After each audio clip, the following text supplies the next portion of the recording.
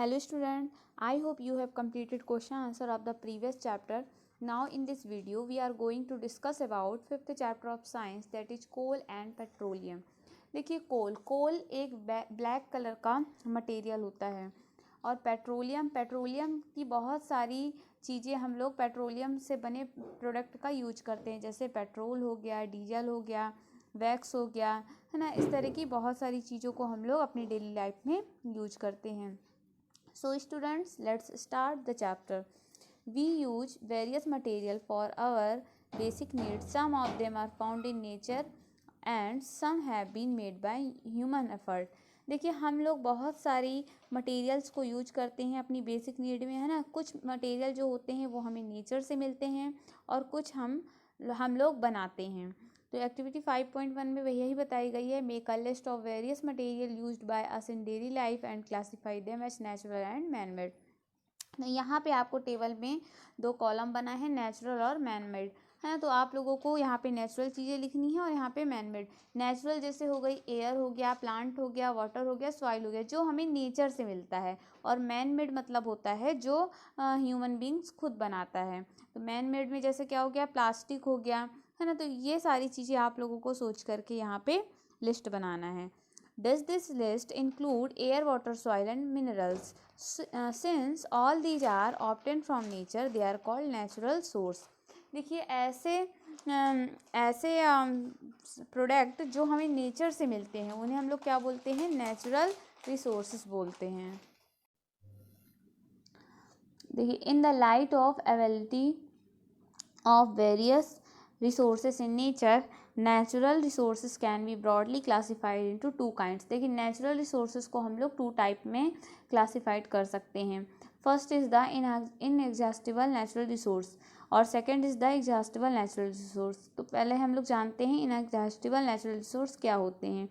These resources are present in unlimited quantity in nature and are not likely to be exhausted by human activity. Example are sunlight and air. देखिए ऐसे resource जो कि nature से हमें unlimited मिलते हैं, उसका चाहे हम कितना भी यूज कर लें वो कभी भी ख़त्म नहीं होंगे. मतलब ह्यूमन एक्टिविटी के द्वारा कभी भी वो ख़त्म नहीं होंगे. उनका चाहे हम कितना भी यूज कर क्यों ना कर लें, अनलिमिटेड क्वांटिटी में पाया जाता है नेचर में. उनको हम लोग क्या बोलते हैं, इनएग्जॉस्टिबल नेचुरल रिसोर्स बोलते हैं. जैसे सनलाइट हो गया, एयर हो गया, वाटर हो गया, है ना, प्लांट्स हो गया, सॉइल हो गया, ये सभी इनएग्जॉस्टिबल नेचुरल रिसोर्स में आते हैं जिन्हें हम लोग कभी भी ख़त्म नहीं कर सकते, चाहे हम इनका कितना भी यूज कर लें. देखिए सनलाइट हो गया, एयर हो गया, हम लोग कितना यूज करते हैं लेकिन ये कभी भी ख़त्म नहीं होंगे. Second is the exhaustible natural resource. The amount of these resources in nature is limited. They can be exhausted by human activity. Example of these resources are forest, wildlife, minerals, coal, petroleum, natural gas. देखिए inexhaustible क्या होते हैं, ऐसे resources जो कि nature में limited होते हैं. मतलब यदि हम उनका यूज करते हैं तो वो कुछ टाइम बाद क्या होंगे, ख़त्म हो जाएंगे. उन्हें हम लोग एग्जॉस्टिबल नेचुरल रिसोर्सेज बोलते हैं. जैसे हो गया मिनरल्स, कोल, है ना, पेट्रोलियम हो गया, नेचुरल गैस, ये सभी चीज़ें एग्जॉस्टिबल नेचुरल रिसोर्स में आती हैं. ओके स्टूडेंट, आपको क्लियर हो गया. इनएग्जॉस्टिबल का मतलब ऐसे नेचुरल रिसोर्सेज जिन्हें हम एक समय के बाद यूज करें तो वो कभी भी ख़त्म ना हो, मतलब नेचर में अनलिमिटेड क्वांटिटी में पाए जाएं तो उन्हें इनएग्जॉस्टिबल बोलेंगे. और जो अनलिमिटेड क्वांटिटी पे ना पाए जाए उसे हम बोलेंगे एग्जॉस्टिबल नेचुरल रिसोर्स. फिर यहाँ पे एक्टिविटी 5.2 बताई गई है जो कि इतनी ज़्यादा इम्पॉर्टेंट नहीं है. So in this chapter we will learn about some exhaustible natural resources like coal, petroleum and natural gas. These were found from the dead remains of living organism, fossils. So these are all known as fossil fuel. देखिए fossil fuel जो है यहाँ पे ये important है, कई बार exam पे पूछा जाता है फॉसिल फ्यूल क्या होते हैं. देखिए फॉसिल फ्यूल को हम लोग समझते हैं.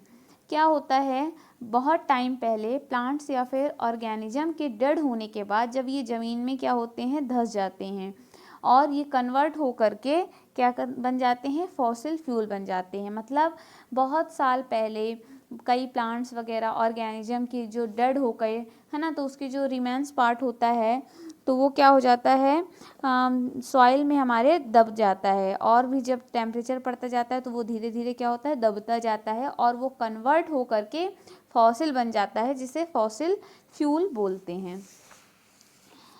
तो इसमें जैसे है कोल हो गया है ना, इसका एग्जाम्पल हो गया। तो कोल क्या है, आइए इसको समझते हैं। You may have seen coal or heard about it. It is hard as stone and is black in colour. देखिए जो कोल होता है, इसको आपने कई बार आपने सुना होगा कोल का नाम। ये क्या होता है, एक हार्ड स्टोन जैसा होता है जो कि ब्लैक कलर पे होता है। ये आप यहाँ पे फिगर बना हुआ है, ये देखिए, ये कोल का फिगर बना है, इस टाइप का कोल होता है। Coal is one of the fuel use to cook food. देखो कोल एक ऐसा फ्यूल है जो कि फूड को कुकिंग करने के लिए यूज किया जाता है। Earlier it was use in railway engine to produce steam to run the engine. बहुत जल्दी इसका यूज रेलवे इंजन में जो स्टीम होती है उसको प्रोड्यूस करने के लिए किया जाएगा। It is also used in thermal power plant to produce electricity. Coal is also used as fuel in various industry. जो कोल है उसका यूज़ थर्मल पावर प्लांट में किया जाता है इलेक्ट्रिसिटी प्रोड्यूस करने के लिए। थर्मल का मतलब होता है पावर जनरेशन, है ना, इलेक्ट्रिसिटी जनरेशन। और कोल का यूज कई इंडस्ट्री में भी किया जाता है एज अ फ्यूल के तौर पे, है ना। तो इस तरीके से जो कोल होता है वो हमारे लिए बहुत ज़्यादा हेल्पफुल होता है। चलिए आइए जानते हैं story of coal. About 300 million years ago, the Earth had dense forest in low-lying wetland area due to natural process like flooding. These forests got buried under the soil. As more soil deposited over them, they were compressed. The temperature also rose as they sank deeper and deeper. Under high pressure and high temperature, dead plants got slowly converted to coal.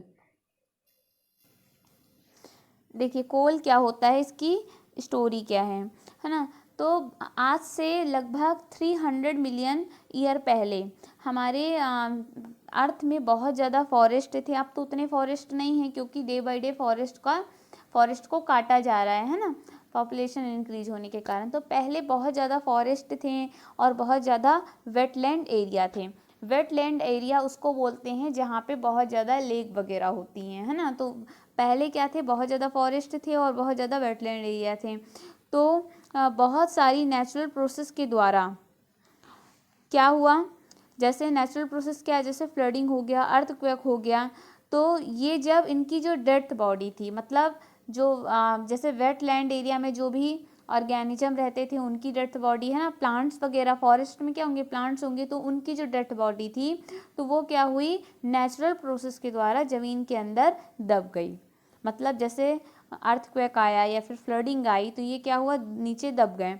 और जैसे जैसे soil पे जैसे जैसे soil in पे deposit होती गई और ये कंप्रेस्ड होते गए, और हाई प्रेशर और हाई टेम्परेचर के कारण ये धीरे धीरे कोल पे कन्वर्ट हो गए। तो इस तरीके से जो कोल होता है इस टाइप से बनता है। As coal contain mainly carbon, जो कोल होता है उसमें मेनली कार्बन कंटेन होता है। The slow process of conversion of dead vegetation into coal is called carbonisation. देखिए डेड वेजिटेशन का स्लो प्रोसेस कार्बन में कन्वर्ट करने को क्या बोलते हैं, कार्बनाइजेशन बोलते हैं। डेड वेजिटेशन का स्लो प्रोसेस के द्वारा कार्बन में कन्वर्ट करने को कार्बनाइजेशन बोलते हैं। इंपॉर्टेंट है ये। Since it was formed from the remain of vegetation, coal is also called fossil fuel. A coal mine is shown in figure 5.2. तो इस तरीके से जो फॉसिल फ्यूल है, जो इसके जो रिमेन्स बचते हैं, कोल बन गया, उसके जो रिमेन्स बचते हैं वेजिटेशन के रिमेन्स पार्ट, तो उनसे क्या हो जाता है, कोल क्या बन जाता है, फॉसिल फ्यूल पे बन जाता है। उसी को हम लोग फॉसिल फ्यूल भी बोलते हैं। ये आपको 5.2 पे फिगर बताया गया है कोल माइन का। इस तरीके से when heated in air coal burns and produce mainly carbon dioxide gas. Coal is processed in industry to get some useful product such as coal, tar and coal gas. देखो कोल का जो use है वो industry में किया जाता है इससे बहुत सारे यूजफुल प्रोडक्ट बनते हैं, जैसे कोक हो गया, कोल तार हो गया, कोल गैस हो गई। इनके बारे में भी हम लोग 1 बाय 1 डिटेल में पढ़ेंगे, लेकिन यहाँ पे केवल इसके प्रोडक्ट के बारे में बताया गया है जो कि इंडस्ट्री में बनता है। हम लोग देखते हैं कोक के बारे में। It is a tough porous and black substances. It is almost pure form of carbon. Coke is used in manufacture of steel and in the extraction of many metal. देखिए ये क्या होता है, एक टफ होता है मतलब बहुत ज़्यादा कड़ा होता है, और पोरस होता है। देखिए पोरस का मतलब होता है जिसमें छेदे होते हैं, है ना, जिसमें छेद होता है। तो जो कोक होता है वो उसमें छेद छेद से होते हैं, पोरस होता है। और ये ब्लैक कलर का सब्सटेंस होता है। It is almost pure form of carbon. ये जो होता है कार्बन का प्योर फॉर्म होता है। और कोक का यूज हम लोग कहाँ करते हैं, स्टील के मैन्युफैक्चर में करते हैं, और इसके अलावा मेटल के एक्सट्रैक्शन पे किया जाता है। फिर हम लोग देखेंगे यहाँ पे कोल तार के बारे में। It is a black thick liquid with unpleasant smell. It is a mixture about 200 substances. Product obtained from coal tar are used to starting material for manufacturing various substances used in everyday life and in industry. देखिए कोल तार क्या होता है, ये एक black colour का thick liquid material होता है जिसकी जो स्मेल होती है अनप्लीजेंट होती है, मतलब बहुत बेकार होती है ना, उसकी जो स्मेल है वो बहुत ज़्यादा अच्छी नहीं होती है। ये क्या होता है, लगभग 200 सब्सटेंसेस का मिक्सचर होता है। और प्रोडक्ट ऑब्टेन फ्रॉम कोल तार आर यूज टू, जो कोल तार से जो प्रोडक्ट ऑब्टेन किया जाता है उसका हम लोग डेली लाइफ में बहुत सारी चीज़ों में उसका हम लोग यूज करते हैं, जैसे synthetic die, drugs, explosive, perfume, plastic, paints, photographic material, roofing material. तो इन सारी चीज़ों में हम लोग क्या करते हैं, कोल तार के प्रोडक्ट का यूज करते हैं। Naphthalene ball are use to repel moth and their insect are also obtain from the coal tar. तो इतनी सारी चीज़ें हैं, सिंथेटिक डाई वगैरह हो गया है ना, ड्रग्स वगैरह दवाइयों में, परफ्यूम बनाने में, प्लास्टिक बनाने में, प्लांट्स में, फोटोग्राफिक मटेरियल में। तो इन सारी चीज़ों में हम लोग कोल तार के बने प्रोडक्ट का यूज करते हैं। तो इस तरह से ये हुआ है ना। फिर यहाँ पे ये जो येलो बॉक्स में है ये भी इम्पॉर्टेंट है। These day bitumen a petroleum product is used a place of coal tar for melting the road, metalling the road. देखिए यहाँ पे क्या होता है कि इस समय बिटुमन का यूज किया जाता है, जो कि पेट्रोलियम का ही प्रोडक्ट है, इसका यूज किया जाता है कोल तार की जगह पे बिटुमन का यूज किया जाता है ना, रोड वोड बनाने में। फिर हम लोग देखेंगे coal gas. Coal gas is obtain during the processing of coal to get coke. It is used as a fuel in many industries situated near the coal processing plants. देखिए कोल गैस किस तरह से की जाती है, obtain की जाती है। Coal gas is obtain during the processing of coal to get coke. जब हम लोग कोल गैस को ऑब्टेन करना होता है तो प्रोसेसिंग ऑफ कोल करते हैं, जिससे हमें कोक मिलता है। और इसका यूज हम लोग कहाँ करते हैं, फ्यूल के तौर पे बहुत सारी इंडस्ट्री में इसका यूज फ्यूल के तौर पे किया जाता है। नेक्स्ट हम लोग देखेंगे petroleum. You know that petrol is used as a fuel in light automobiles such as motorcycle, scooter and car. Heavy motor vehicle like trucks and tractors run on diesel. Petrol and diesel are obtained from a natural resource called petroleum. देखिए हम लोग जानते हैं कि जो petrol का use हम लोग कैसे करते हैं, लाइट ऑटोमोबाइल में फ्यूल के तौर पे करते हैं। लाइट ऑटोमोबाइल जैसे मोटरसाइकिल हो गया, स्कूटर्स हो गया, कार हो गया, तो इन सब में हम लोग क्या करते हैं, पेट्रोल का यूज करते हैं। इसके अलावा जो हैवी व्हीकल होते हैं जैसे ट्रक हो गया, ट्रैक्टर हो गया, तो इसमें हम डीजल का यूज करते हैं। तो इस तरीके से हम देखते हैं कि जो पेट्रोल और डीजल होता है दोनों ही पेट्रोलियम से ऑब्टेन किया जाता है, मतलब ये पेट्रोलियम के ही दोनों प्रोडक्ट होते हैं। Do you know how petroleum is formed? क्या आप जानते हैं पेट्रोलियम किस तरीके से फॉर्म किया जाता है? Petroleum was formed from organism living in the sea. As these organisms died, their bodies settled at the bottom of the sea and got covered with layer of sand and clay. over million of year, absence of air, high temperature and high pressure transform the dead organism into petroleum and natural gas. देखिए क्या होता है, जो petroleum को कैसे form किया जाता है, तो ऐसे ऑर्गेनिज्म जो कि सी में रहते हैं, ठीक है, तो जब वो मर जाते हैं तो उनकी जो बॉडी है वो क्या हो जाती है, नीचे दब जाती है समुद्र के अंदर। कैसे? बहुत ज़्यादा टेम्परेचर और प्रेशर के कारण, ठीक है। ऐसा बहुत सालों में होता है, तुरंत तुरंत नहीं होता है, इसमें बहुत टाइम लगता है। तो जो उनकी डेड बॉडी है वो नीचे जा कर के समुद्र में दब जाती है और सैंड और क्ले जैसे लेयर से कवर्ड हो जाती है। और जब बहुत समय बाद, जब एब्सेंस ऑफ एयर में हाई टेम्परेचर और हाई प्रेशर के कारण पड़ने के कारण जो डेड ऑर्गेनिज्म हैं वो पेट्रोलियम और नेचुरल गैस पे कन्वर्ट हो जाते हैं। इस तरीके से हम लोगों को पेट्रोलियम और नेचुरल गैस प्राप्त होता है। Look at figure 5.4. It shows the deposit of petroleum and natural gas. You see that the layer containing petroleum, oil and gas is above that of water. Why is it so? Recall that oil and gas are lighter than water and do not mix with it. देखिए यहाँ पे आप लोगों को ये figure बताया गया है 5.2, ये है। तो देखिए यहाँ पे रिजर्वायर रॉक है सबसे नीचे, फिर यहाँ पे हमें वाटर है, फिर इसके बाद ऑयल है, इसके बाद गैस है, और यहाँ पे वेल है जहाँ से गैस और ऑयल को निकाल लिया जाता है कुएं खोद करके, ठीक है। अब बताइए इसमें कि सबसे पहले वाटर है, उसके बाद ऑयल और गैस क्यों है? ये मैंने आपको पहले भी पढ़ाया है पिछले चैप्टर में।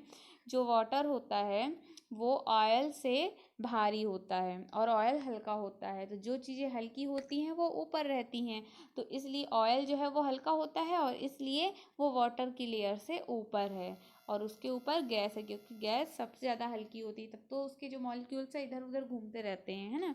तो सबसे ऊपर हमें गैस ऑब्टेंट होती है, फिर ऑयल होता है, फिर सबसे नीचे वाटर होता है। तो इस तरीके से पेट्रोलियम को हम प्राप्त करते हैं। फिर हम लोग देखेंगे रिफाइनिंग ऑफ पेट्रोलियम, मतलब पेट्रोलियम को हम लोग किस तरह से रिफाइन करते हैं। Petroleum is a dark oily liquid, it has an unpleasant order, it is a mixture of various constituent such as petroleum gas, petrol, diesel, lubricating oil, paraffin wax. देखिए जो पेट्रोलियम होता है वो डार्क कलर का oily liquid होता है ना, और इसकी जो ये क्या होता है, अनप्लीजेंट होता है, और ये कई चीज़ों का मिक्सचर होता है, जैसे पेट्रोलियम गैस हो गया, पेट्रोल हो गया, डीजल हो गया। मतलब देखिए एक हमें जब सी के नीचे से निकालते हैं तो पेट्रोलियम निकालते हैं, ठीक है, फिर हम उसको क्या करते हैं, रिफाइन करते हैं। रिफाइन करके हम लोग कई सारे प्रोडक्ट, जैसे डीजल हो गया, पेट्रोल हो गया, लुब्रिकेटिंग ऑयल हो गया, ये सारी चीज़ें हम लोग प्राप्त करते हैं। The process of separating the various constituents fraction of petroleum is known as refining. It is carried out in petroleum refinery. ये कहाँ होता है, पेट्रोलियम रिफाइनरी पे ये सारी प्रोसेस की जाती है।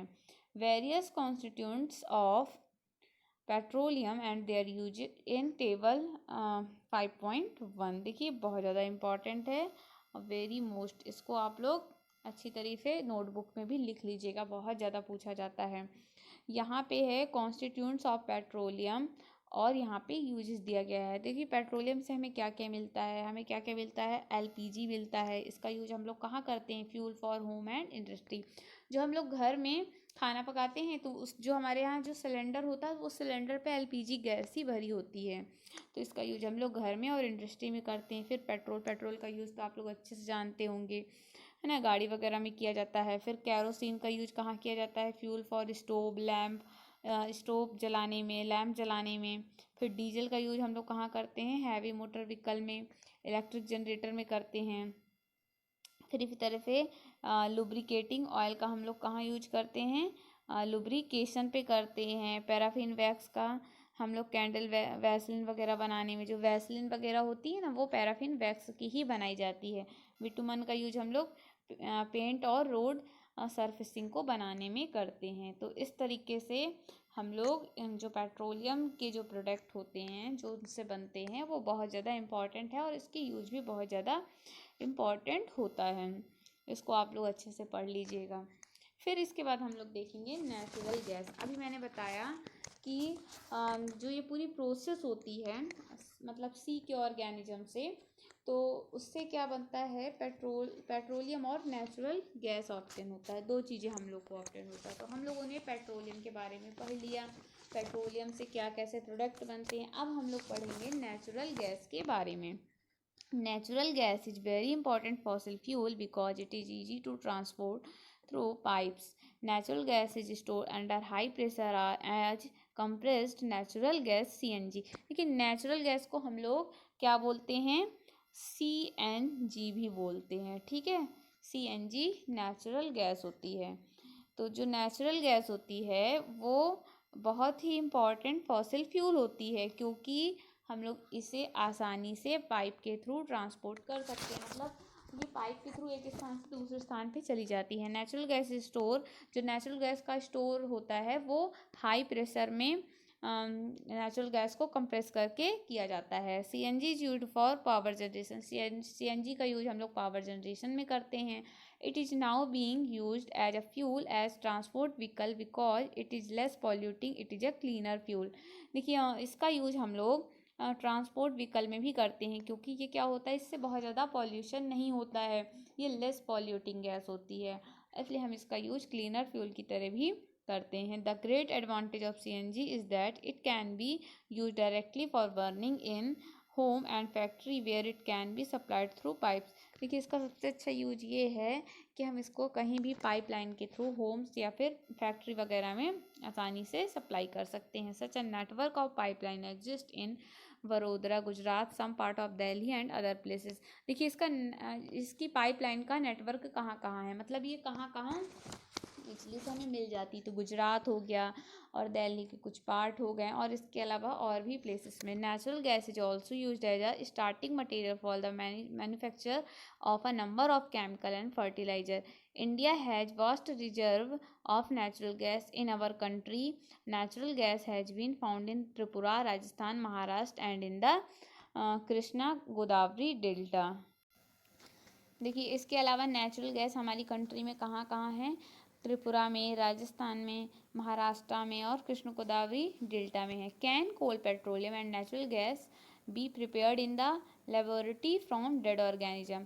क्या कोल पेट्रोलियम को लेबोरेटरी में डेड ऑर्गेनिज्म के द्वारा प्रिपेयर किया जा सकता है? नो, इसको नहीं किया जा सकता, क्योंकि इस प्रोसेस में बहुत ज़्यादा टाइम लगता है, मतलब कई 100 वर्ष लगते हैं, तो ये लेबोरेटरी में निकाली नहीं जा सकती है।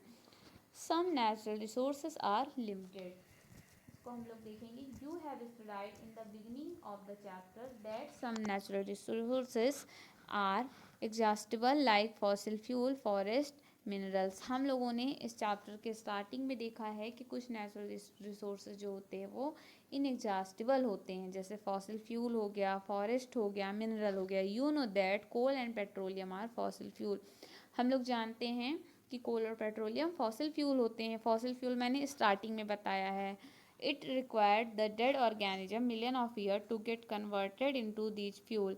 इनको बनाने में बहुत सारे समय लगते हैं, मिलियंस ईयर लगते हैं, है ना, फ्यूल बनने में। On the other hand the known reserve of these will last almost a few hundred years.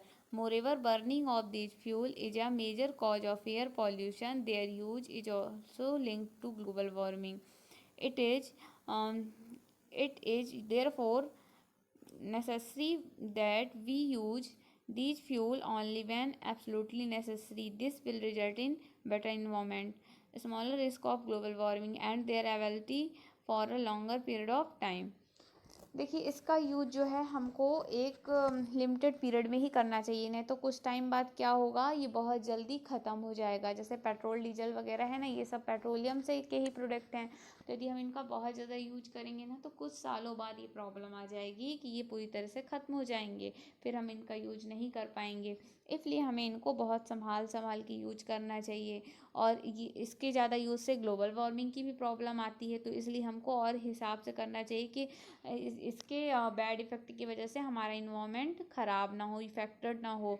तो हम लोग को ऐसे यूज करना चाहिए कि जहाँ बहुत ज़्यादा ज़रूरी हो तभी हमें ऐसे फ्यूल्स को यूज करना चाहिए, जिससे हम लोग अपने इन्वायरमेंट को बेटर बना सकते हैं और ग्लोबल वार्मिंग की प्रॉब्लम के भी कम खतरे होंगे, है ना।